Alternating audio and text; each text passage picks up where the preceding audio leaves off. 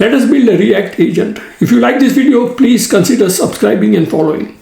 A ReAct agent combines reasoning and acting. Reasoning is handled by a large language model which acts as the brain of the agent. And acting refers to calling tools that perform specific tasks. These tools can include a calculator, a weather lookup, current time, database search, and any other custom Python function. Now let us see on how this ReAct agent works. Suppose we ask the agent what is the weather in Tokyo and what is the temperature in Celsius. The agent is going to take this question to the large language model. The large language model is going to think step by step and then decide which tools are needed. In this case, it is going to decide that it will need two tools. The first is the weather tool to get the temperature in Tokyo, and second is the calculator tool to convert Fahrenheit to Celsius. After executing this tool, the agent returns the final answer to the user. Now let me show you on how to build this agent using Python.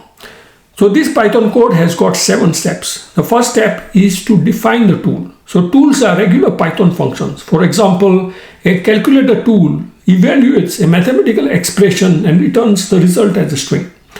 The getWeather function returns the weather for a location, and just for simplicity, I've just created a mock code which returns 72 Fahrenheit and sunny. The second step is to create a tool schema. Each tool is described as a JSON object which contains the type, which is function, the name of the tool, the description of the tool, and the parameters which needs to be passed to the tool. This is a schema which the large language model is going to see. The third step is to prepare the messages. And here we can create a list of messages which will have the system message which defines the role and the behavior of the agent. So for example, here we are defining that you are a resourceful assistant, use tools as needed.